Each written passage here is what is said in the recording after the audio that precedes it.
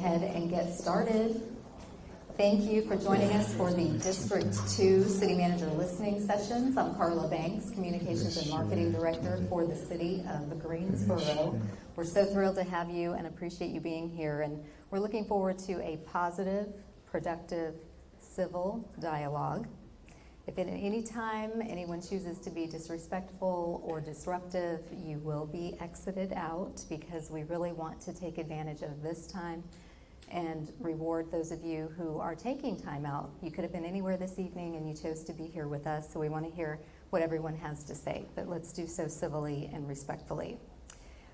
These meetings are intended to be informative, so we want to make sure that we get everyone's questions answered. We do have folks who are streaming online, so welcome to those of you in YouTube world. If you have questions, please enter those into the chat. We will make you part of the discussion. For those of you here, if you have more than one question, if you would pick the one that you want to discuss this evening. If we have time, we want to make sure everyone has an opportunity to engage with City Manager Jaiyeoba. We'll come around again. If we run out of time, please email those questions and we'll make sure to follow up with the answers afterwards. And I think that's it. So thank you in advance for adhering to my expectations to how the meeting will be run. At this time, I will turn it over to City Manager Taiwo Jaiyeoba. Thank you. I appreciate that. Can you all hear me without this? I think you can. So maybe I'll give you this. So we can use that for you if you have questions. But before I do anything, I'd like to recognize Dr. Gold Wells, who is your council member for District 2. So please, if you would like to say something, that's all right. You want me to say something? Yeah, just say hello before. Hello to everyone who's here, and I'm so happy that you are listening to District 2. Yes. And District 2 is one of the best districts in the city. Some of the best people in the city. It's my favorite district. So you're in the right place at the right time. So let's welcome our city manager with the District 2. Great. Thank you. So once again, good evening, and thank you for the introduction, Carla. So we call it a listening session, but I really want to make it conversational. And hopefully you'll have some questions to ask when we get to the end. I do know that we've got a lot going on.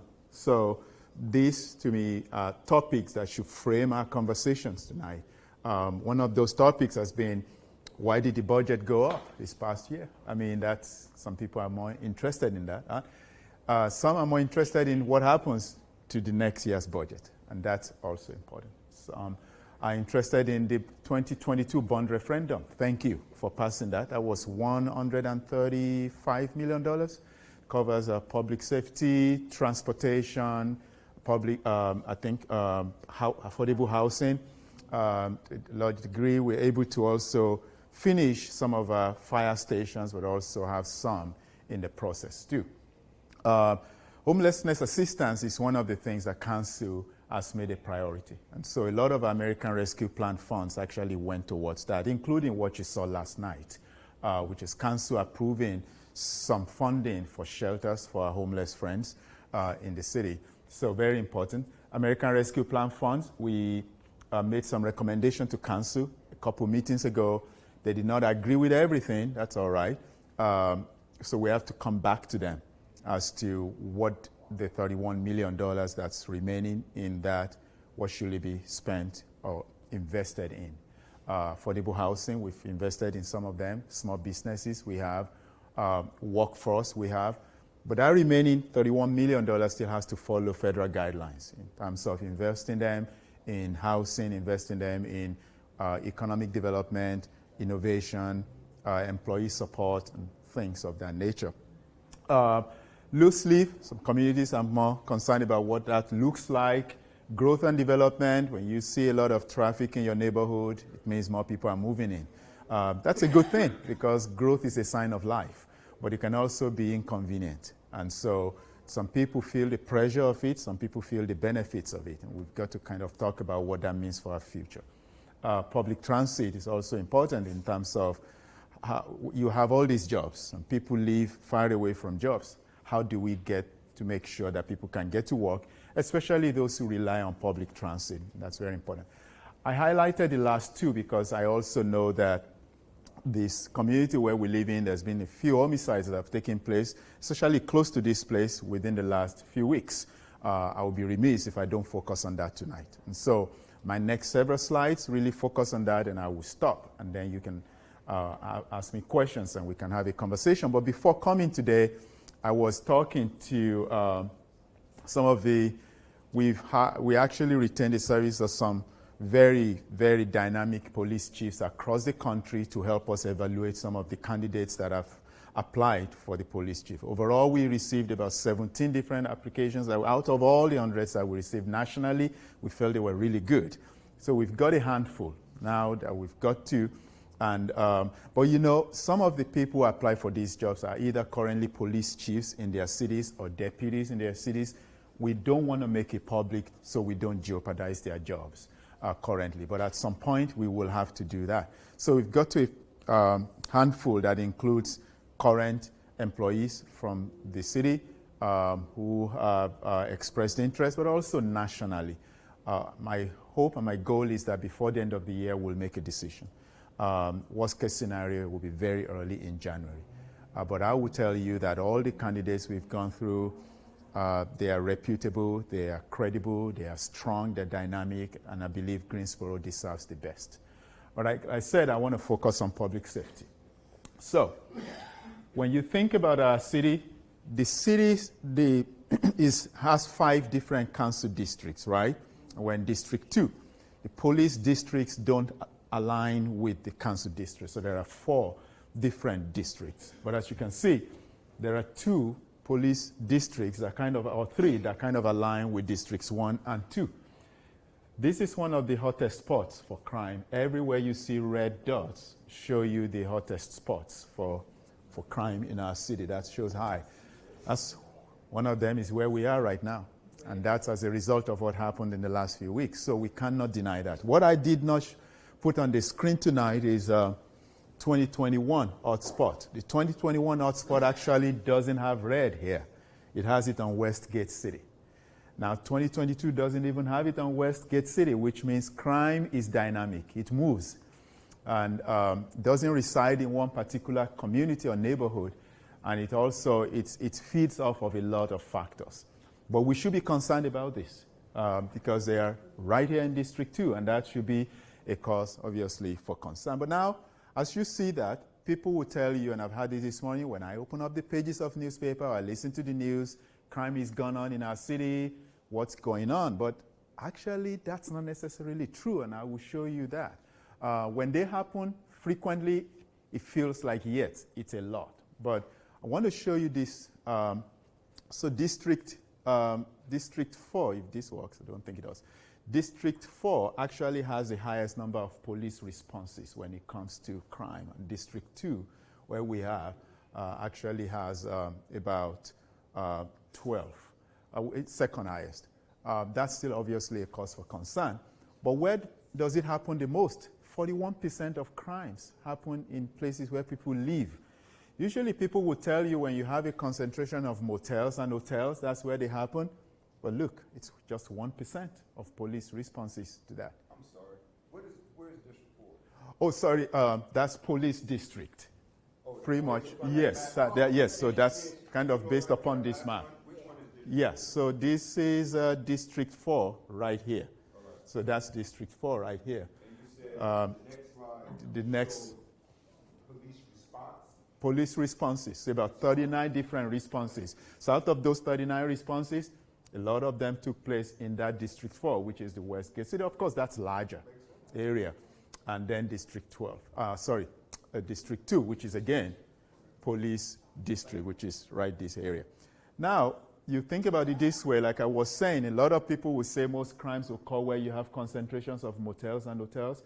But the point is that most crimes occur where people know the victims, in residences or in parking lots. We call that public vehicular areas, parking lots, which is kind of very strange. And then on roadways. Now we all agree that we have disagreement between communities and police, but one thing we can agree on is that we want safer neighborhoods, safer schools, safer roadways, safer highways, and that is very important. But it's also important to realize that almost half of crimes occur in places where people live. I can go deep down into this, but that's not the purpose of tonight. When you look at our crime, though, over the last 5 years, we're actually trending downwards, which is why I said the fact that it's happening fast and frequently doesn't mean it's getting worse. Again, I understand that safety is a matter of perception. If it happens to me, it's terrible. If it happens to somebody else, I may not even know about it. And that is real and that is true. But when you look at these numbers between 2017 and 2022, in every category, it's actually going down. And so there must be something that we're doing right, that we need to start taking a good look at, especially what did we do in 2018 that actually took it down, and need to revisit that and see if we can do that. We know that in the middle of the pandemic, this was a national epidemic, just kind of went up, 2019, 2020, but we see things going down. This actually graph might show it better, that between 2017 and 2022, we actually have seen a dramatic drop, especially between 2019 and 2020 to where we are today. Now, somebody will ask me, what about District 2 specific, because this is all about the citywide. I don't have all that information for District 2 right now, but what I do have is this. District 2 crime has also gone down significantly by about 119%. Now, in some categories, it went up, such as aggravated assault, but in some other categories, it actually went down. But why? And that's because we've been able to take a number of guns off the streets, both in 2021, and hopefully we're trending in that same direction. Again, please note that this is as of this November 1st. So despite what's going on, I do know that citywide, as we track it every week, frankly speaking, we see the numbers going down. But again, if the concentration, if it's happening where you live, you're likely not going to agree with me, especially if you live so close to these areas, because it happens. These are the hot spots. And so I'm not trying to say that that is not important. It is very important, but overall, we're actually seeing that some of the things that we're doing are actually taking crime, taking the data downwards, such as we have community connectors, people in the community, because this job can't be done by men and women in uniforms alone. It has to also take community leaders who can talk one to the other. We talk about see something, say something, very important. Chief Brian James, before he left, initiated a program that we fondly refer to as the Chiefs 500, which is to get at least 500 young people between the ages of 14 and 18, and meaningfully engage them in different job opportunities. And I think the first year I did it, we had 520 some young people. Last year, I think we got close to 500. This coming year, we're trying to move it into workforce, so maybe we will even exceed that number. And that is a lot of young people come from black and brown communities, because if you give young people jobs during the summer, the less chances of them getting involved in something that's not productive. And so that's the whole idea behind this. And then the police chief does this ride with the community, especially towards the end of the year, which is really to support communities in school. And recently, Toyota, I believe, gave $500,000 towards community in school as well. And some of that is targeting how we can keep our young people safe, but also make sure that they're meaningfully engaged. We have Citizens Academy that actually empowers communities, neighbors, and residents, business people to be on the lookout for what's going on. Make calls if you see something wrong. We have Safety Town for our young people. I was in a conversation, I think, last week where we start talking about actually expanding what that is, to more younger people, because the more younger our young children get to understand what it is when it comes to maintaining safety, as they grow older, it becomes part of their lives. And so that's very important. Crime Stoppers has yielded positively for us as a city, and we have to continue to do that over time.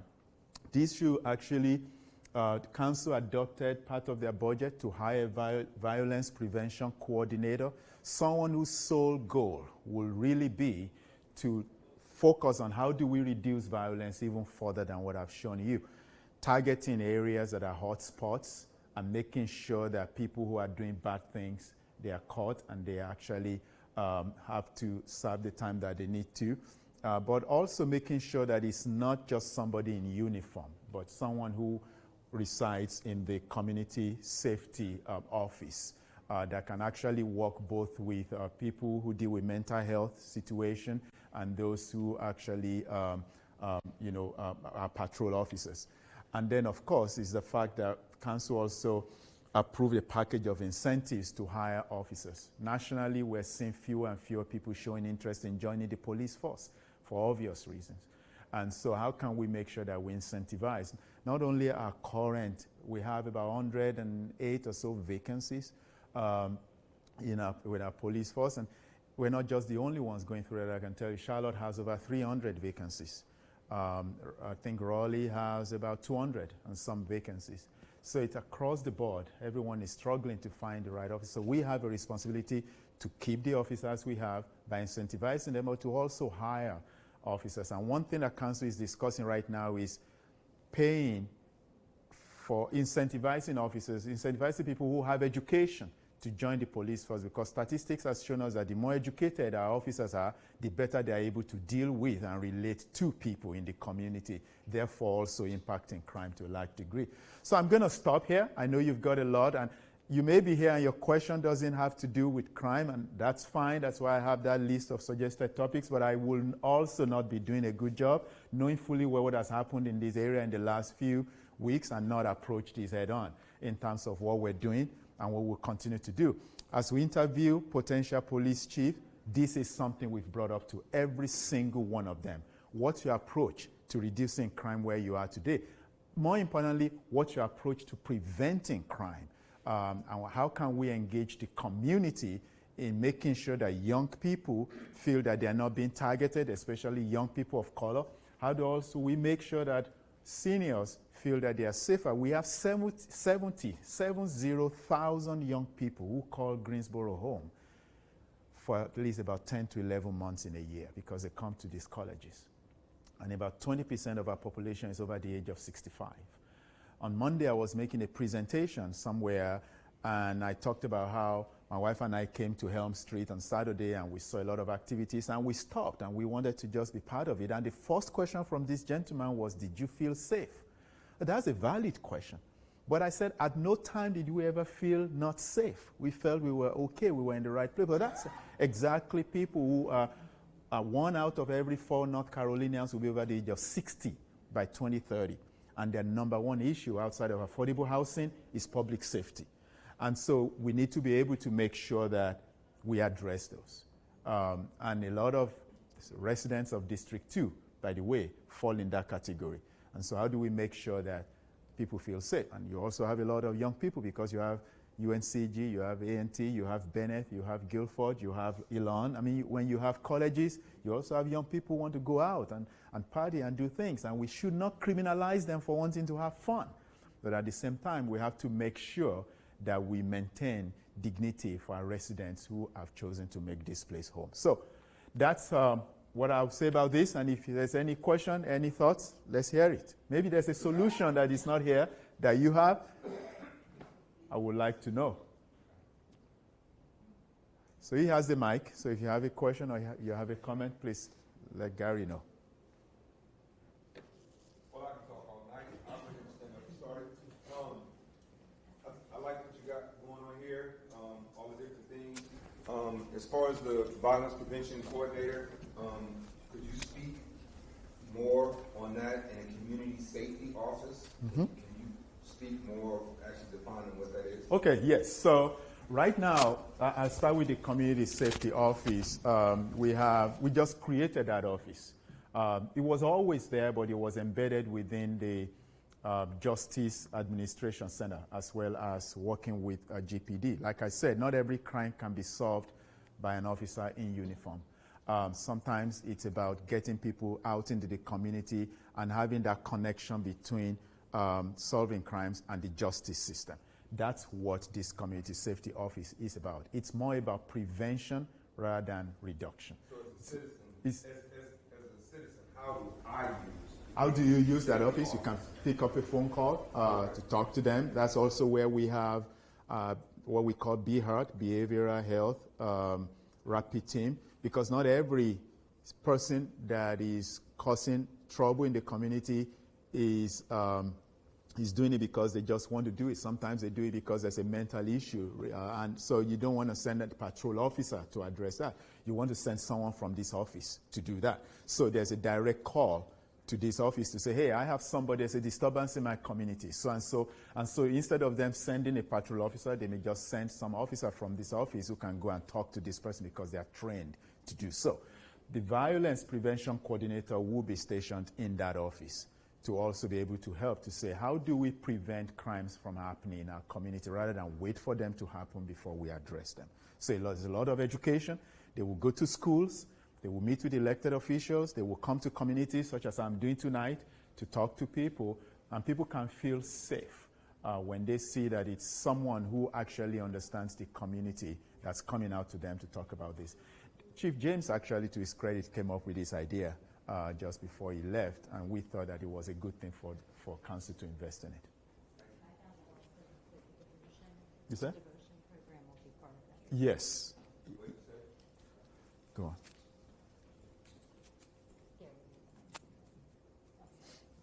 The Office of Community Safety will also include a diversion program, so that's going to steer young people in the rightward direction, so maybe you make a bad choice, that you can turn it around. We want to make sure that we create opportunities so that they're not in the pipeline to prison. Yes, thank you for bringing that up. That's true. Good evening, my name is Robert Price. I understand all the program is never do as best I could, but I think a lot of things we're trying to do are more focused on where we're at, but I don't think it's going to solve the problem because we talked about young kids, some of our young kids. Will any of the Boom and Toyota jobs, but we have a job fair at Gilroy Center? Mm-hmm. I mean, I've seen job fairs all over Greensboro, but none on the east side of Greensboro. Mm. I mean, we keep talking about problems, kids not, being out all night. We give them jobs. I mean, not at McDonald's. I mean, they're just as capable of doing the jobs as doing the west side job.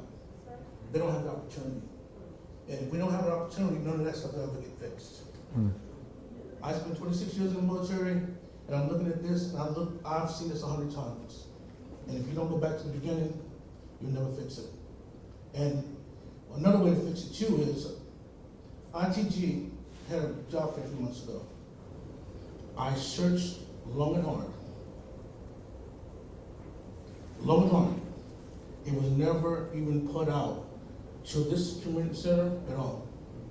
I mean, I didn't see anything, but if we want to affect change, we gotta be the one to, when we have these job fairs and all these things, they don't have to be on the west side of Greensboro. They could be right at Pillar Center. If it's not big enough, we need to build a bigger one.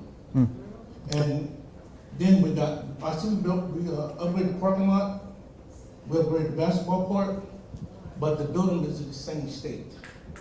If you can't get more people inside the building to use the facilities, you still have problems outside. Mm. Everybody's on a basketball player. So, I mean, all these jobs come to Greensboro. All these jobs come to Greensboro. Warehouse jobs. 5 years, all we're going about robots. What are we doing now? Being proactive, knowing that's going to happen. We know it's going to happen. We know it's going to happen. What are we doing now to prepare? We settled this pipeline now. What are we doing to mitigate that loss then? I don't think we should wait till it happens to do that. Mm-hmm.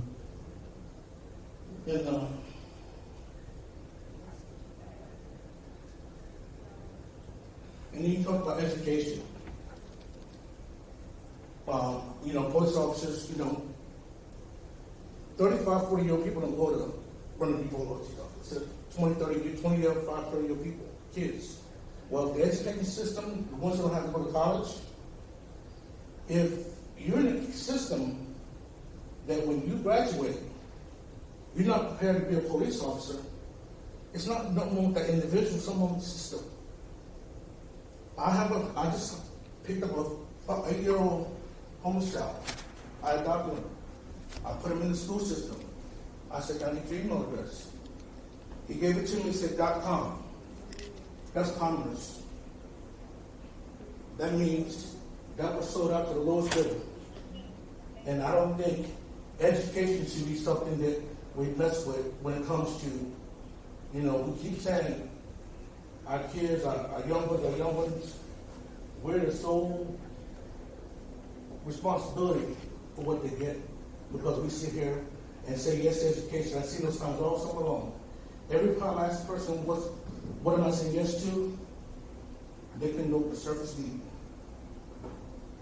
And then I get this kid in school, and more of the stuff was, I'm going to get STEM. There's many STEM programs out here now. I bet you every school in this Greensboro could be a STEM project. Bessemer School, where I went to elementary school, is in the same state it was when I went there. It ain't knocked out wall. They have the other school beside it, but Bessemer itself. And I'm telling you, the curriculum just got a different date on it in 2022. And I'm going to tell you, I'm not ashamed to say it. I flunked the 5th and 12th grade. I'll be damned if I'm not going to make sure he gets it right. That time, I'm actually working for the state of West Africa this month. Thank you. I hope we noted some of this. Did you want to say something about the job fair? Yeah. Okay, yeah.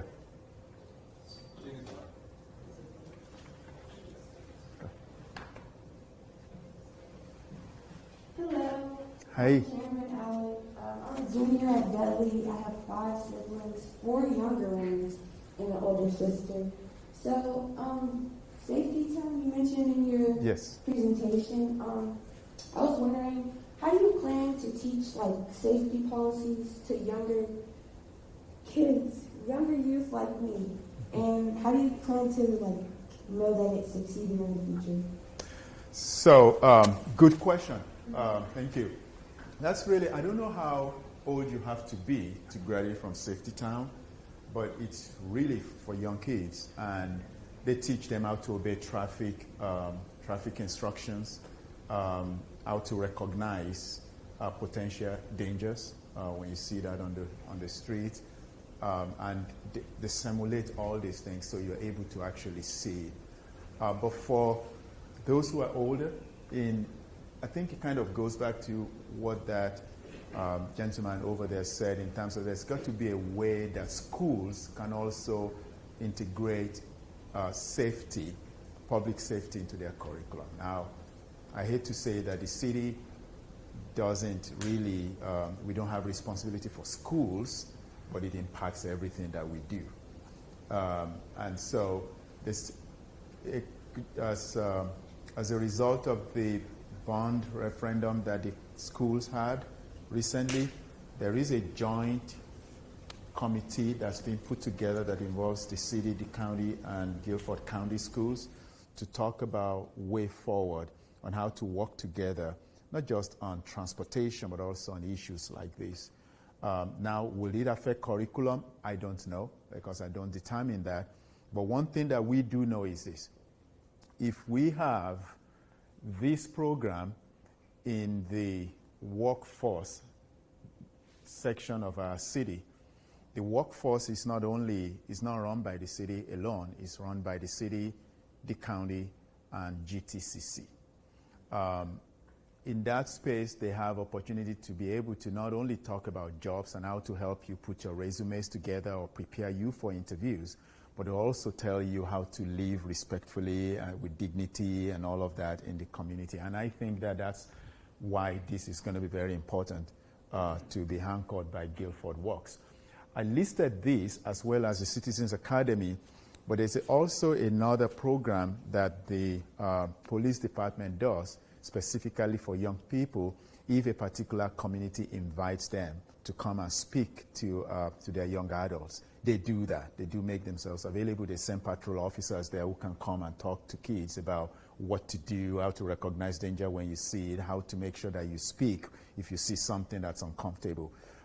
So those are the things that I can speak to. I don't know what else that we do that But Safety Town has an age limit, and I think it's really up to about, I'm thinking it's really up to about 6 or 7 years old, but I have to verify how old you have to be. It's right about that. But there are other things that we do that go beyond elementary, intermediate, and high school, that officers go to your schools to actually speak to you. Because we do have contract with GCS to provide safety officers during schools. And if the schools request that they speak to the kids, we usually will support that request by sending officers there. Yeah. I definitely have something to say, and you have touched every area that is going to impact the state. I am the current president of the Resident Council of Claremont, where all the red spots and all the red dots, and with all of that that's going on, the one thing that I still have yet to have anyone to address is that we need to have much more than just a meeting and a conversation with just having it about anything. We need to find out what is it that we can actually help the parents. See, until we actually are able to help them, it's going to be a little difficult. I really don't need a mic. It's a little difficult for me to actually understand. I come from old school. I'm a New Yorker. I grew up in the streets. Hot spots is all I know. And I know how to live in them, and I know how to stay in them and not get hurt. But even with that being a record, I need to make sure that the children understand that their parents are going to also be responsible. That's where I have the biggest problem. It isn't the schools, it isn't the police department, it isn't everything that's going on at the library, PLO, whether it's open or closed. My parents are not old enough to understand. They come out of a system where they were not raised by anyone. They were told to go into the streets and make it work. You realize some of my parents are the age of my child, and their parents with 6 and 7 children just making 32, and they got 7 kids. That's no life. That baby girl didn't have a life. She became someone that produced children. And I'm sorry to say that is not enough for me. I need to know that we could get in there and help her to understand that she got help. They don't feel that they have any help. We can't feed them enough. We can't party enough. We can't invite them enough. We can't build a big enough pool. We need to help her to understand. She is so many of them that I have. I have the youngest set of parents in the GHA system, and I got the most amount of children in the GHA system because we have 5-bedroom apartments. So I have more parents with 5 more children. They got 5, 6, 7, and 8 in one apartment. So this is a dynamic that most people have never lived, don't understand it, and I don't. I did not have that problem. But we must help them because grandma can't anymore. COVID has killed most of the aunties, uncles, and cousins them that used to help them. So my girls are struggling over here. They don't know what to do with most of these children because there's no man that's coming around. I need my officers. I need my city people. I need all the brethren. I need all of these sororities, fraternities. I need everybody in Lottie-Dottie to show up because the men are not there. These children don't have much leadership to help them. They go from day to day. Mama is always crying. She's struggling. She's trying to negotiate. She's trying to figure it out, selling this and selling that and bartering. Most of them don't know how to cook. I'm sorry to say it. They do not know how to go out there and use those food stamps for good. So I say we got a bigger problem. That's why the little ones are out here trying to steal and figure it out because mama ain't figured it out yet. She's still working on the littlest one in the house. So it's hard to watch this happen over and over. And when you say moving, we have the most transient area there is. They come in and they're going out. They come in and they're going out. They come in. Before I can get to them, half of them are already halfway out the door. They done already messed up and they already leaving. So I can't even get to them fast enough. So I need help to see it actually work. When I first got here, I've been here almost 16 years. We had the police officers at night taking the kids over to Sportsplex. They were doing basketball. They was with them. When I first got here, the officers, we threw a big block party in Claremont. I was like, wow, police officers. Okay, I came out of PAL. In New York, PAL was the streets. The officers took it to the streets. They took over the whole block, and all the kids can come out and play. We don't have that anymore. We don't have after school programs that used to be. We don't have night programs for these children. I don't understand this. In order for them to be productive, we have to show them that there's more leadership and there's more adults in their lives. It takes a village, and the village people have gone. So I need to see the village people show up. Former council, with council, without council. I got more. What do we have over here on Phillips Avenue? I believe that's the Elk Lodge. We got more Shriners. We got so many. I'm like, where everybody at? Wait a minute. Where are they? We got biker clubs, biker gangs. We got all of this stuff going on. But no one has actually saw that the children are the ones who are hurting. This is why we got these red spots. This is why even doing cure the violence, you can't cure something till you find out the root cause. So we just pour money on something that was never going to get cured. That's like me pouring some water on somebody with cancer. We cannot fix it this way. We got to get to the root. That means helping the mothers, helping the families to be more sufficient in themselves and helping them to actually see their self-worth. If my mamas can't see that, I come out of being domestically abused, so I know what I'm talking about. If you don't have your self-worth, if somebody is taking that you have as your self-esteem, baby, you can't make nothing happen. You already on a deficit, and there ain't no comeback from that until you see hope. Hope will keep us alive. Hope will be able to be deferred only if we show them hope. We must be there and show them that we care. So all the programs that GPD has and all that stuff that we got going on is not enough yet. We got to pull them together. We must show unity. Peeler needs to be open. The library needs to show up. We need to show the parents that we care and that we're here for them because they don't feel it. So that's my statement for a lot of this here that you just mentioned, is that we got to start at home. Wow. I don't know how to respond to that. I understand. But thank you. I came because I need to keep saying it. I've said it in more than just this meeting. And I'm going to keep saying it because it's absolutely imperative that we understand. I was raised a different way. My mama wasn't afraid of the police, the sheriff, or nobody else in New York. If we stepped out of line, we were going to get put in line. Everyone in this room that's over 35 years old has gotten a beating, a whooping, a slapping, a shoe thrown, or something, and we still here. We still survived it. It didn't kill us. We will live. But we tell these babies we can't touch them. The school can't yell at them. We got yelled at school, got yelled at home. Everybody's just so precious, you can't talk to them. They're not going to make it. Precious is not going to make it. I'm telling you that now. Precious needs to be loved on the hard way, the soft way. We need to love the hell out of them. Because if we don't, we're going to lose them more and more, more and more. The bodies in Claremont was one family. That's wrong. That is so wrong.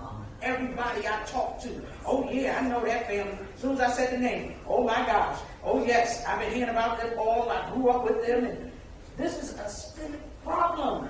We all know the family. Why aren't we helping them?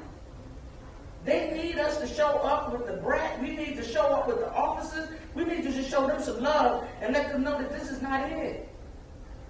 But they have a problem. So we got so many of my children that have not been diagnosed. Parents don't realize they need to have them. Listen, I have one. Trust me, I don't say anything to offend anybody. I had to find out about my own autistic child. Then turn around and find out about my grandson because I knew what it looked like. Got him in school now. We must not leave this thing unchecked. Some of my parents have been missed over. They don't know they got ADHD. They don't know they needed a pill. They have no clue. So now they're raising these children and it continues to perpetuate. We must help them because they don't realize they're drowning, y'all. They really don't. So that's my love to everybody in this room. If you got a word of prayer, pray. If you know an answer, give it. Thank you. I know you had something to say, and then ma'am over there. So Yes, 2 questions. He's making me stand up. Danica McLean. What is the protocol for signage? The brother was making a clear statement, and it was understood, and he mentioned that pillar was closed. But when we talk about everyone getting signage, when it's time for politicians and everything, you see all these signs and everything. So when it's time for job opportunities or job opportunities for children, why aren't we posting that in the neighborhoods? Why aren't we making some type of signs that said, kids 14 to 18, 17, you want a job, call this number, scan this code, text this number. Also, piggybacking on what she was saying, you know, we grew up with NAACP. Now, I was reading the city paper, and it was hundreds of thousands of dollars going to all of these parks. And it was to make water fountains and beautify and things like that. I didn't quite understand that when, again, there's so many youth around here that can't go to summer camp or do anything without having a supersized fee. What happened to free opportunities for the children to continue to grow and build character as well? Thank you. So first of all, signs, there are temporary signs. I believe that The same sign as that policy? if they do, they have, by law, they have to remove those signs, I think, 10 days after the election, but of course, that never happens. But I'm saying as So, far as the city. but for jobs, I believe we do advertise, right? If you can say something about that quickly. What we do is we try to target who are next door so that we're getting directly into zip coded areas, but also, again, make sure that everybody picks up the sheet at the back. It's green. You want to make sure that you're either on our social media platforms, because we'll put those also through social media, the city's website. Our workforce development has a youth component, so that's another avenue to directly connect. And then with the employers who partner with the city for those jobs, they are also another layer of getting that information out. So there are usually groups of youth who they know they want to make sure know the jobs are available, so they are directly connecting with them. So this side of town isn't part of those groups, because we can put up yard signs. It's a lot of people over here that do not have internet, that cannot go online and search these things. You're saying a lot of ways of doing it that way, but how can we connect with this community with all of this information that you're showing without sending somewhere else?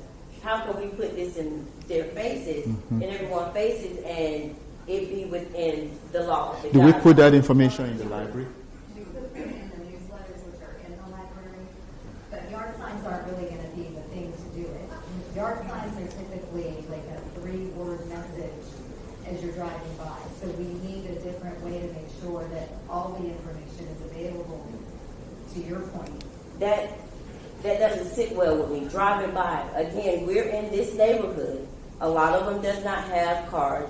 How do we get the information in this neighborhood? Everyone isn't going to go back. Ms. Wells, I understand that gentleman wants to speak, but I'm able to. The lady who's in charge of the job. Okay, thank you. I'm sorry, you were just doing it so much earlier. I do apologize. But I'm just saying, how can we put it, you know, in the yards, in the face? You know, everyone doesn't come to the library and pick up the newsletter. with door hangers or something very direct to your physical location without door hangers, like if we put the information. Would that help in your over I here? have an option. School. The school is the fastest way to reach them. Well, School has their own portal. Why don't we ask the youth, the young lady that's right here, what would be a way for you to know if the city is offering jobs and these programs and all these different things that they were talking about, what would be a way that you and your friends and all of that information would be able to get assimilated to them? Text message. Text messaging. I think school is a great idea. I mean, although we have access to phones and stuff, but school would be a great idea in the cases like the school newsletters. They also announcements, I guess. That would be great. TikTok. Yeah, I use TikTok. Instagram. Sorry. Tiffany. I'm sorry if I may. Excuse me. I'm Tiffany Rudd and I'm Tori. So allow me just to interject just a little bit. To answer your question, how we are actually marketing for the kids is with social media. And we do have the youth, you know what I'm saying, leaving the program so we can know. TikTok, they was trying to work on that this year. That doesn't necessarily work. The Snapchat works. Social media works. You know what I'm saying? What we do is we inspire them to put the word out. And yes, we put flyers out. The signs, actually, I think it might be a good idea. Maybe. I'm willing to try it. However, right now what we're doing is listen to the voice. That's why when he's asked to somebody here, perfect, because we can't reach them if we don't communicate with them. They have a voice, and their voice needs to be heard. So this is a part of the program, allowing them to speak and let them guide us as we also guide them. So to answer your question, we do social media, which is Snapchat, which is like a little, I used to call it a ghost. Are you familiar with that? You familiar with Snapchat? Yeah. Yeah, so what happens is a youth will go, say if Jimmy John is hiring, and it's like, level up jobs is what they'll do. They'll do a thing, they go and show that Jimmy John is hiring, and the manager, and it'll go away. And then they go to the next place and they go away. We literally, this was the first year we did that. We employed 35 from just that arena. 35 youth gained employment from that Snapchat. Okay? Yes, sir. I think getting back to what she was saying, and we never tried street signs. We I don't know if they work, but Snapchat, TikTok, and all of these different things that they have is great. But if you put it out there, and TikTok and all of that kind of stuff reaches hundreds of thousands of people. Yes. But we only got 35 people. 35 is better than nothing.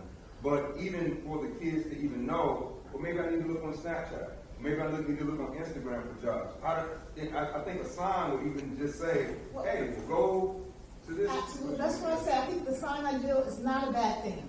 We also have it on the news. You know what I'm saying? We pull news to make sure that the parents know also about it. The school system, we're working with the school system so that they can put the words out that way. So we do have different avenues where we make sure that we reach them as well as the parents, so that we can make sure. But to answer your question, that was 35 for just for that component. Okay. For example, last year we did 497 youth gained employment. The year before that was 525. Okay.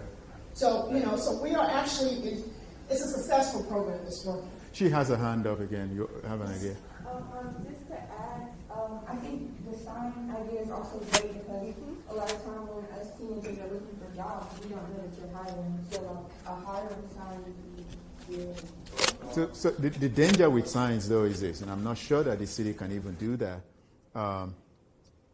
You have to get a permit for it if it's a particular dimension, and if it stays there for too long, they will remove it and trash it. I don't know. Yeah, I think I'm not sure that the city can even do that. So I think that, all these signs you see, and people say, I sell junk cars, I sell junk homes. Some of them are not legal, but they're there until somebody goes to take them and trash them. So, right, Chris? We can always remove those things if it becomes litter, right? And then throw them away. There may be another way to do it that involves signage, but we got to figure out what that is so that the city is not violating its own code by putting signs in different places. So that I would say we take a look at that, Tiffany, and see if it's something that can work for that program. And if it is, then maybe we put the sign in association with an existing sign or something like that. Four Season Townsend, what we're doing for 2023, we're actually going to have a billboard on the third floor for 500 jobs. I thought we did this year, right? We did it this year, yes.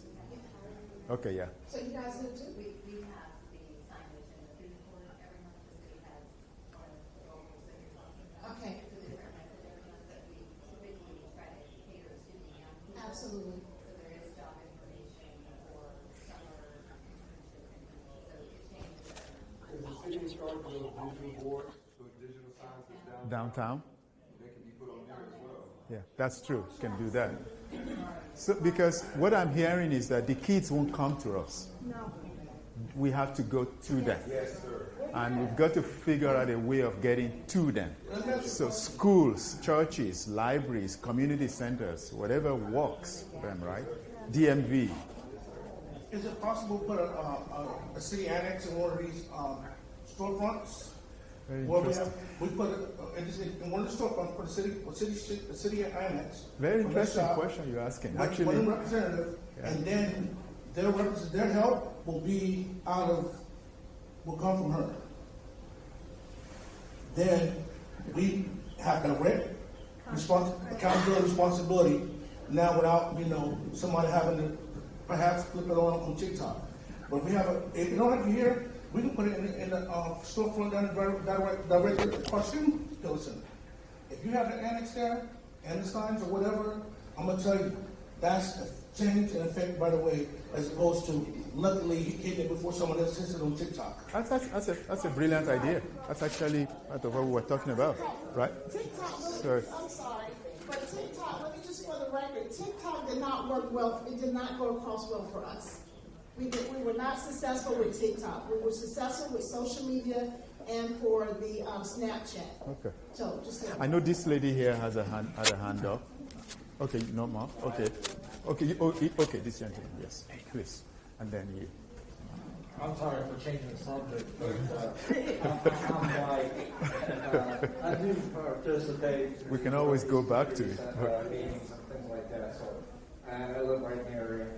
But the concerns that I was going to ask you about is the tiny houses and the homeless people. As that target right there on Wendover, there's a building right there that occupies 5, maybe 10 every evening of homeless people. And I do see going down Freeman Mill that there is a tiny house community going in there. I don't know what the city's going to be doing now. Also going down Freeman Mill, I noticed that Smith Homes has been caged off and being torn down. What did that have any influence on the number of people where we have homeless as well? But I just want to find out, is the city going to be constructing or giving homeless shelters or tiny houses on this side of town? Thank you. So, thank you for that question. The subject of homelessness is a very, very sensitive one because not everyone is homeless because they chose to. Some people you try to also help, but there are mental health issues related to homelessness. So if you listen to council presentation yesterday, we have about 426 people that we can say are actively homeless. That does not include 1,700 that may actually include some high school kids who don't have a place to sleep tonight, and all of that. So let's focus on those 420 some. The city is not in the business of providing homes because we try not to do that. That was a model that was there before, but we don't typically do that. So what the city does is to provide assistance to providers like Urban Ministry or the Interactive Resource Center or the Salvation Army or some other organizations that are there. What the city did last night was to say that because of the winter and our homeless friends who have nowhere to go, we will open up some areas for winter shelters, such as Regency Inn. And that will be there until winter is over, then we shut it down again until we have a developer who can put some units there. Yes. And then in addition to that is to have what we call pallet shelters. Those pallet shelters are like 64 square feet. I'm trying to think they're rightly about that size from that, sink top all the way to the end of this table here. Accommodate 2 people. So what the council did yesterday was to approve us having about 30 of those, which can only accommodate about 60. What we did not want to do, though, is to locate that in East Greensboro. Because we've heard over and over again, every time there's apartments, every time there's motels, everybody dumps them in East Greensboro. So we had to look for where else in the city can we put that. And so we identified a different district to put up, which is easily accessible by public transit and service providers and all of that. Having said all of this that I've just said, the subject of homelessness is not one that one entity can address by itself. So we are working with the county and also with Continuum of Care, and also, I believe, with Cone Health and the foundations to come up with ideas. Because all of this that I've just said to you is only to accommodate people during the winter months. What happens after that? There will still be homeless people living on the streets, sheltering in our parks, and all of that. How do you make sure that this is a continuous thing? I think we had a conversation, Councilman Key, a while ago about can we solve homelessness, right? I don't know if it's something that's solvable, but it's definitely something that can be reduced. And if we can reduce it, it's going to have to come, it's going to have to be kind of like a stream. Because homelessness doesn't happen the day someone starts sleeping on the streets. Homelessness happens the day someone starts to soft couches, sofas and their friends, that's when it starts. And once they're kicked or they're put out, it becomes difficult to recover. So we are, yes, so we're doing a lot. It's just, yeah. I just see Smith homes being torn Yeah. down. I see more people out on the street. And again, one thing that I also want to move away from is that when someone says they're homeless people, you don't criminalize them by sending police to go get them. We just have to move away from that. It's just not right. And so they're neighbors, they're residents, they're somebody's relative, and how we want to show care, compassion, but at the same time making sure that we're putting resources in the right places. So, How the city still has. Thank you. yes, I know you had your hand up. I don't know if you wanted to talk about something different. Okay. So after. Can you talk to us in detail about your plan for affordable housing? Okay, that could take the rest of the night, but I will do that. So affordable housing. This is a second listening session, and I think that that was really the topic of conversation on Monday in District 3. Affordable housing is also another sensitive subject. If you were able to address affordable housing, I think homelessness will be less of an issue. The fact that we've not been able to address affordable housing issue, that's why we have increasing homelessness. So the way I look at it is this: number one, affordable housing has to be addressed by introducing different types of housing products in the market. It cannot just be single family, detached. It has to also be your townhomes. It has to be your duplexes. It has to be your triplexes. It has to be apartments, whether they be for rent or for sale. It has to also be tiny homes. Like you said, if it's done very well. You have to, somebody said the other day, modular homes. But how many of you here want manufactured homes in your neighborhood? Because it takes a lot of mental or mindset shifting that people live in those places too, and that could be the only option that they have. Some of those, it's not dependent on the city alone, but the state building codes has to allow us to even do them before we can do that. And so if you can increase the supply of homes in different housing products, then you can help the demand. That's kind of how I see it, but it starts again with policies and with regulations. The city tries to stay away from building homes. It's not the space where we work. It's supposed to be free market. The city, however, can incentivize developers to build, I guess the question I'm asking is, what is the city's participation financially in addressing it? Yesterday, the city approved $5 million towards community foundation, Greater Greensboro Community Foundation, to preserve housing stock that are older and that will still accommodate people. Overall, they are trying to raise $32 million. I think as of yesterday, they'd raised 22. The city approved an additional 5 for them to do that. And they will make the announcement, I think, tomorrow. I wasn't aware that the community foundation was in the affordable housing business. The goal is for them to be able to have, they are raising it, and then they will have somebody who will be the one to actually grant organizations, developers who want to do this. So ultimately, once they finish raising that, there will be people applying for funding, grants, and all of that. And not only that, the city also in our last ARP, We've given out about $29 million or so in ARP dollars, and I believe that about 15 or 17% of those were towards housing builders as well.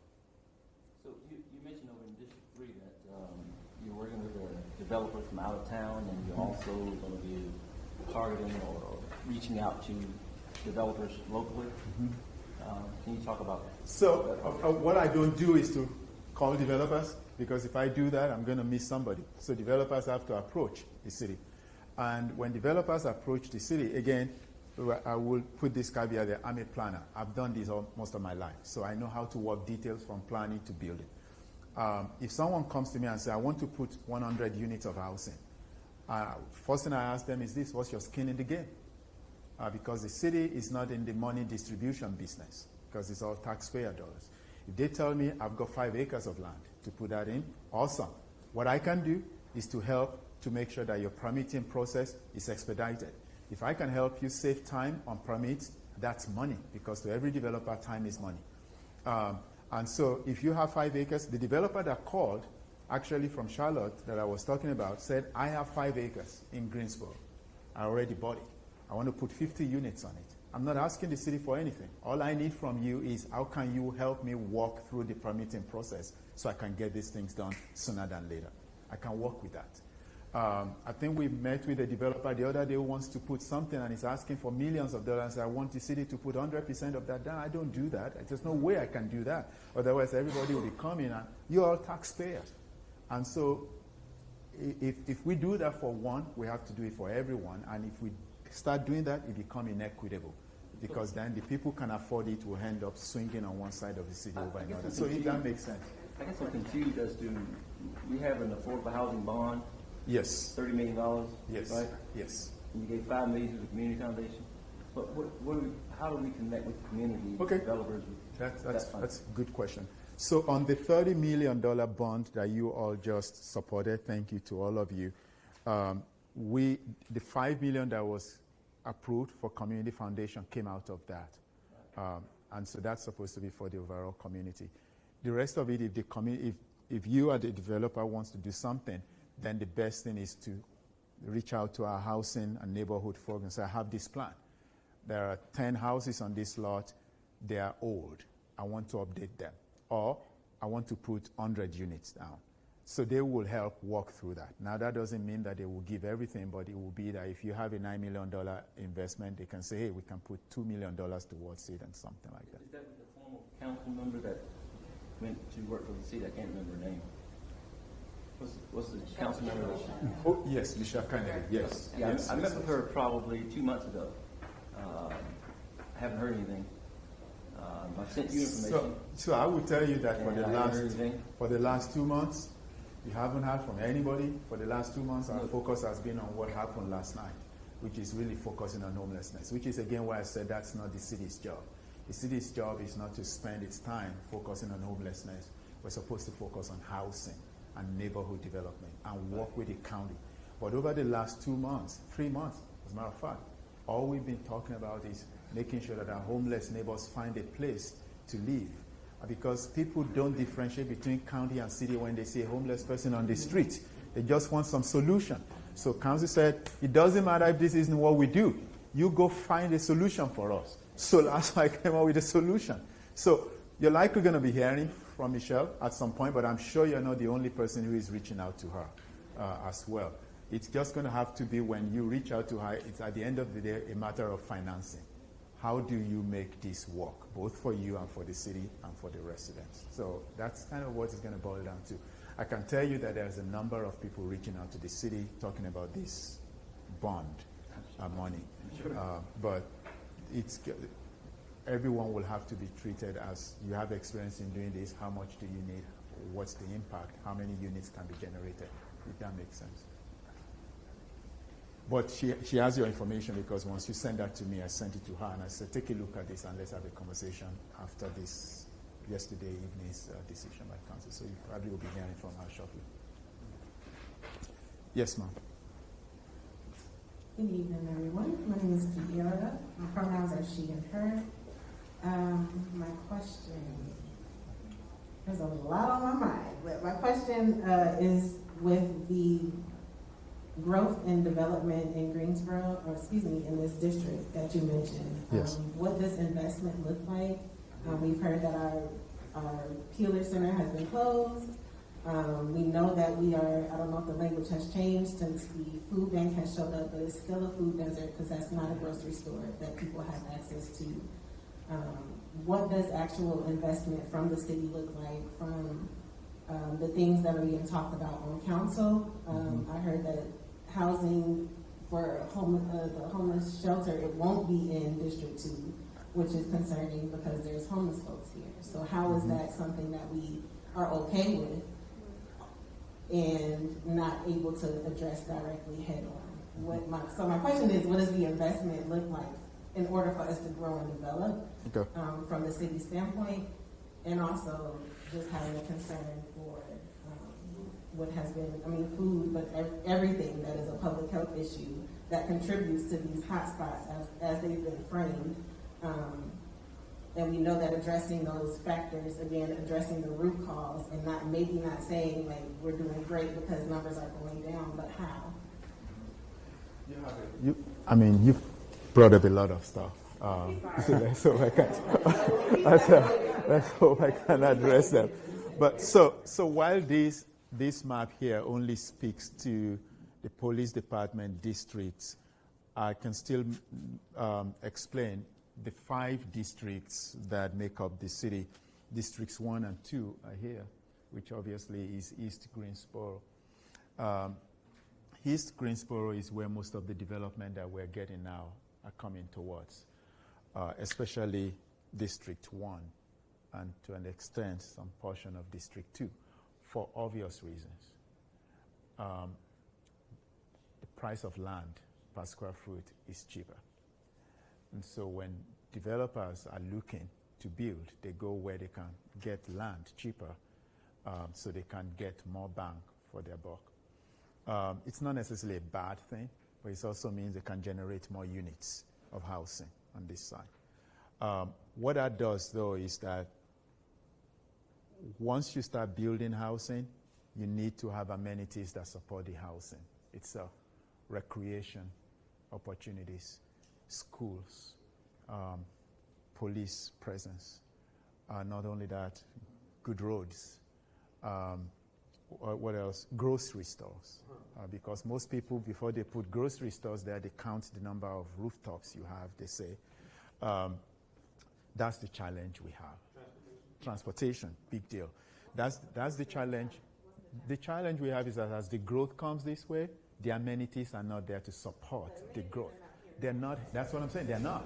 They're not on East Greensboro to support that. And so that's where city's policy has to change.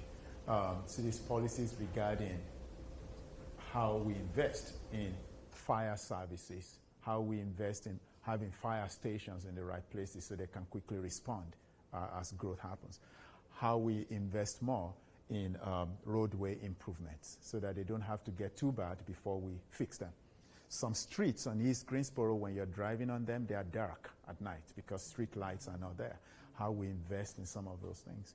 So when we really last council budget adoption, the capital investment program didn't get as much money as we expected it would, but infrastructure still got 51% of that budget.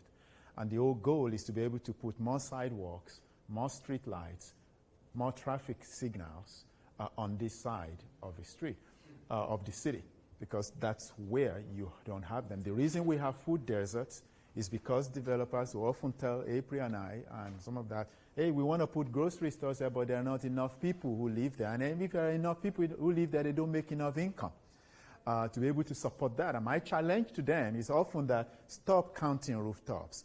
People do groceries online these days. So even if they don't live, they don't have enough houses there, more people eat, because I would tell you that a lot of people who live in East Greensboro drive an average of 10 minutes to West Greensboro to go shop, which means they have the financial resources to be able to buy if those grocery stores were here. People who live in west side of town only have to walk an average of 10 minutes to get to the store. So those are the things we have to grapple with. The inequity is there, and I hear what you're saying. When it comes to food desert, I cannot tell you that will be solved yesterday or today or tomorrow. But starting with the last year's budget, we start to make effort to say, if growth is coming this way, and we know it is, we need to start putting investments in amenities on this side of the city, including improving the public transit system to get people to work. Toyota is going to be somewhere there, I think it is, about 20-some minutes away from here. The picture that I see in my mind as I think about Toyota over here is, I wasn't here, but a number of you were here, when Dover going to High Point is not what it used to be. A long time ago, it was almost empty. I remember coming here in my 2012, 2013, there was not a whole lot. I picture that that's what's going to happen here as Toyota gets here and people begin to develop. So the burden of responsibility is on the city to begin to invest in some of those amenities. But today, we don't have that. And quickly, I'll say this before, I think your hand is up and you had a hand up. We did not say we were not addressing homelessness in District 2. What we said was that the pallet shelters that were approved by council, we don't want to concentrate it here. Because what you do not want to do is also concentrate, motels, hotels, apartments, and all of that, especially with the recent incidents of crime. We need to distribute that. Will the pallet shelters be here in the future? I don't know. Are there other things that we can do in District 2 to address homelessness? Absolutely, yes.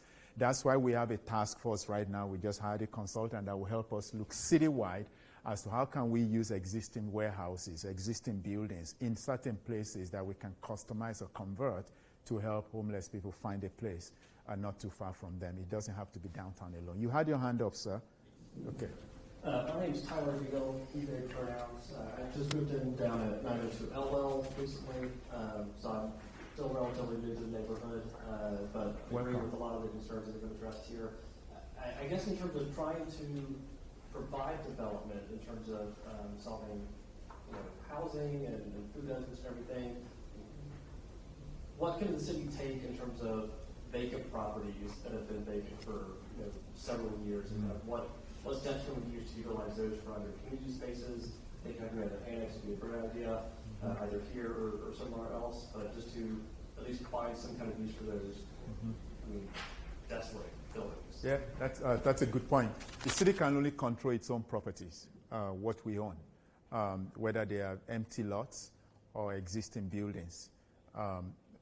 But what we are doing, I can't really speak publicly to some of these, is that we're looking at some abandoned school buildings, for example, that we can acquire, if we can, and convert them into community centers. They may be able to deal with some of those after-school care issues, abandoned churches, spaces, public spaces that we think we can acquire them and then turn them around into something. Or work with a developer to turn them into housing. But we do have an inventory of properties, and those are the ones that we can control. Now, what I don't know is how many of them are in District 2 versus District 1 or District 3, but we do have quite enough of those that we can make some deals on. Again, where I come from in Charlotte, we always talk about excess real estate that the school owns, county owns, and the city owns, and how can the three entities partner together to make those available for housing and make those available for community centers. Charlotte-Mecklenburg has moved a lot of miles in that area. We have not. I hope that we can get to that place where GCS, the city and the county can start saying, let's look at all our properties together and let's see how we can start using some of them, make them available to those who can develop them. Is there any way to, spur property holders, more specifically like commercial holders, in terms of increased taxes or anything? Yeah, I get to. I'm working on that. Let's just say I'm working on that, starting from downtown. Some of the boarded up buildings that we have there, some of the land that has been vacant, buildings that have been vacant for 20 years, and nobody, yes, I'm working on some ordinance that can help us get there. Yeah. I know we're getting I know close that to she had a question. 7:30, I'm going to say this real quick. I'll take one more after this. Okay, and it helps what you're saying. I work for the county. Yes, sir. I do computer stuff. I've been with the county for almost 20 years. I see a lot of times where there's incentives, like for Toyota and for all these other big businesses to come in and they give them tax breaks and all that kind of stuff. I think a way to help solve some of the problems that we have in our area would be to give incentives. Give an incentive to different grocery stores and different things like that to maybe come into this neighborhood to show them that, hey, we, like you said, Wendover doesn't look the same, Battleground doesn't look the same. You know, this is the space to come. The next thing I wanted to say is to what Ms. Surgeon had said about Pure Center. So I'll be 53 this year, Lord willing. I started in Patio Place. After Patio Place, I went to Kings Forest, went and traveled around the world, and I came back, and I'm back here in Kings Forest. So with me saying, and I also have pastored in this neighborhood. With me looking at what she was talking about, what's happening that's happened over in Claremont Courts, with the lack of men being there. I know from being a pastor and going up there and dealing with many different families that I don't know if it's the city, I don't know if it's the state, I don't know how it's set up since it's Claremont, that a lot of times the incentive is for the man to not be in the home. Right. So for the woman to be there by herself and to have these kids by herself until now she's taking care of her kids and she's doing all this, she can't go to work. So I don't know where that ruling came from. I don't know how that is. But there's a lot of men that, can do things, but you know, if you tell this lady that this man is here, that now she's going to lose her apartment for her and the kids, then she's not going to let the guy in. So I just think that there's some other ways that we could do some things over there to help with that. Okay. Thank you.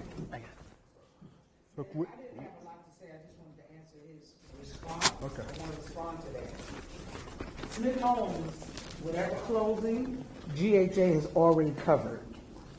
They're going to be dispersed to Claremont, Hampton, Ray, and wherever we have space. We have not left them out. That plan is already on the table.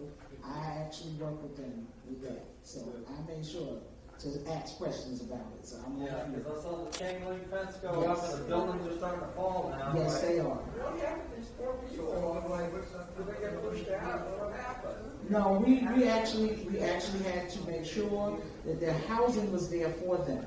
And GHA has purchased a lot of these developments. Y'all just may not have noticed our little sign. That's small, that's right there in front of their building. But yes, they have been purchasing other places because this has been on the planning for over 5 years now. So they knew they were going to be doing it. They just needed to make sure they had everything in place. Good, thank you. Well, okay, all right. I'll take one more then. Since I hadn't asked anything. Yes, please. My name is Laura Blackstock, and I'm the secretary for the Concerned Citizens of Northeast Greensboro, which all of you need to become a part of if you live in Northeast Greensboro to make a difference. I'm not originally from here, but I made it my home. I bought a home in Northeast Greensboro in 2004. Probably if I had known all the problems we have over here, I probably wouldn't have bought in District 2, Northeast Greensboro. But now since I have, you came to our meeting and I told you, well, matter of fact, you said you've seen a big discrepancy between the west side, which is Battleground Friendly, West Wendover, all of the big boy side, okay? It's going to be 20 years from now when District 2 gets up to par with that side. I mean, I've been here since 1995, but I just bought in 2004. We got a big problem over here. When we want, like I told you, when we want good food, we have to go to Battleground, West Wendover, Friendly, or somewhere. I mean, I don't like to eat chicken and burgers all the time, okay? Me either. Okay, and the nicer houses, let's get to that too. Not some are over here, just a few, but even Habitat will not. Habitat comes over here to build. I'm not knocking a Habitat house. I don't have one. I'm not knocking them. They're good for people, you know. They can't get them any other way. But Habitat even, I talked to them about some things. They even said they only build in East Greensboro, which is north and south. So what is that telling you? They won't go over on the better territory is what I'm saying. You admitted you saw a discrepancy since you've been here. So now I want to know, are you working on doing something about it? First of all, I'll say thank you. That's very important. First of all, I'm a city manager for all sides of Greensboro, and that's very, very important. But I'm also a student of history, so I'm not ignorant. I totally understand the whole idea behind redlining, urban renewal, and the things that have disenfranchised a lot of African American communities. I spent my entire years as planning director and assistant city manager in Charlotte, combating what happened to the whole Brooklyn, community in Charlotte. And we don't have, so in Charlotte it was called the crescent and the wedge. The crescent here is on the east side. As soon as you cross those railroad tracks, the world is different. Everything looks different. Life expectancy is about 15 years lower. Between East Greensboro and West, it's about 15 years less in East Greensboro. Like I said earlier, you spend 10 minutes in East Greensboro to drive to a full-service grocery store, and in West Greensboro, you only walk 10 minutes. Difference between walking 10 minutes and driving 10 minutes. Not only that, when you are in East Greensboro, you're sandwiched between those highways.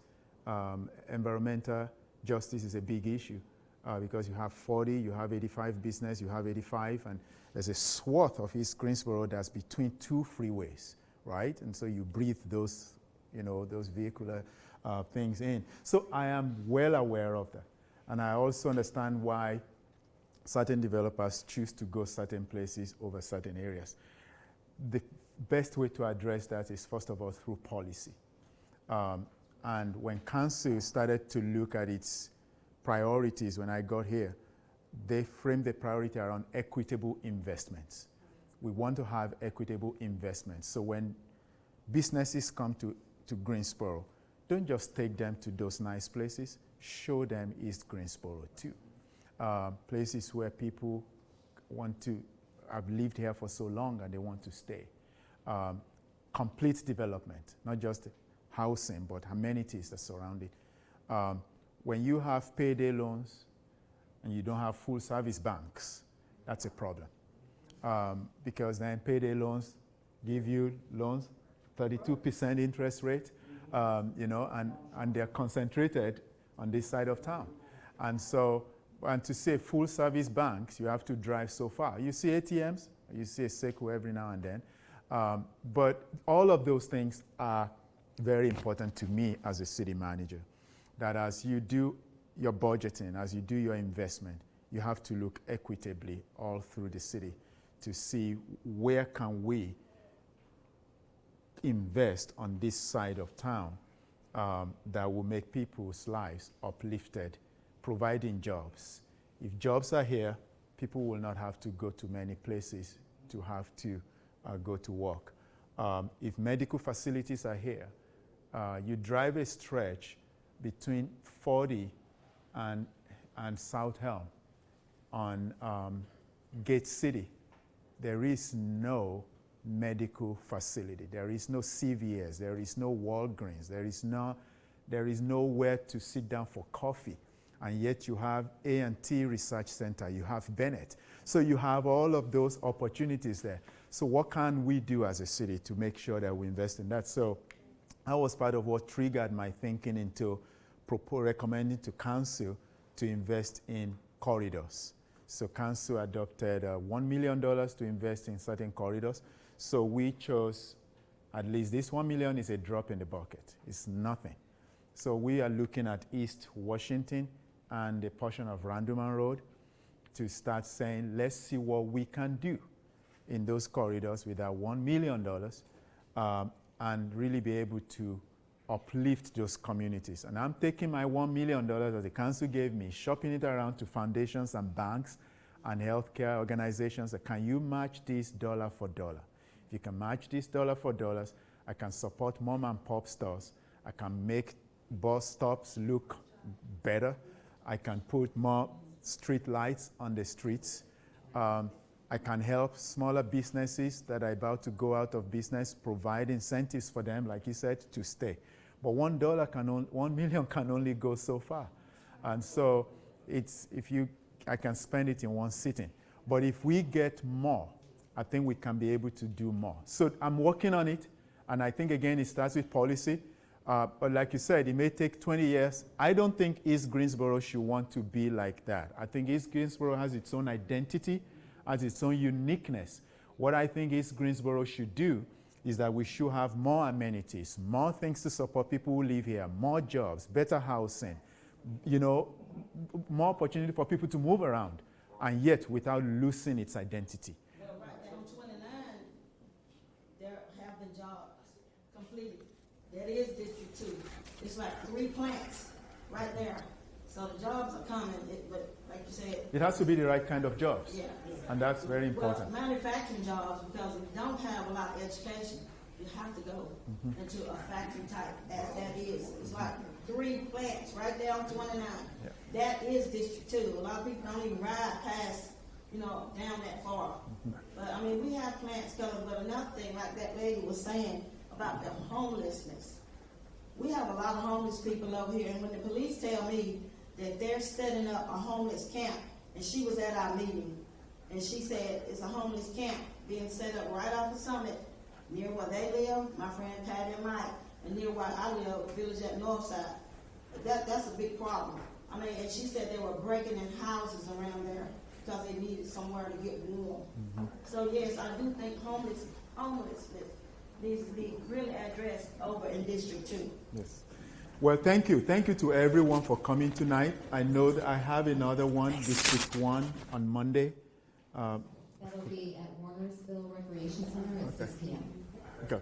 Well, I really want to say thank you. Now, it's possible that I didn't take every question, every comment. Please feel free to email them to us or write them down and give them to us. But I enjoy being here with you tonight. Thank you. There are handouts at the back if you want to make sure to pick up the handouts that I mentioned earlier, and you may already have the newsletter. Those are available at the entrance to the library, any library branch, any recreation center, and also the collection counters where you pay your bills. But do pick those up so you can watch GTN, Greensboro Television Network. That's our TV channel. A lot of that information you were asking about, we have a newscast, we have 2 podcasts. There's a talk show. It's 24 hours, 7 days a week programming, and it's on Spectrum, AT&T, North State, and Roku. We are the only municipal government on Roku. So feel free to pick those up, and that'll just be additional information for tonight. Thank you. Thank you.